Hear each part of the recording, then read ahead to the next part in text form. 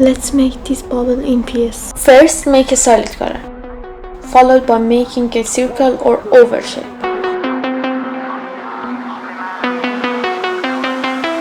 Double click to open the layer style setting. Set the setting just like below.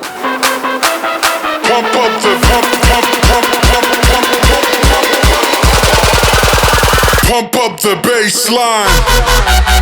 Apply your desired color spectra.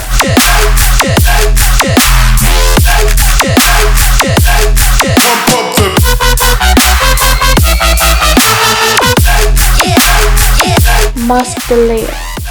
Delete part of the layer. Select the layer and in the filter section, choose distort and then veil. Enter the setting. Changes like the video or as you like. Again, in the filter section, choose distort and now select twirl. Lastly, change the color by hue and saturation. And here we go, done.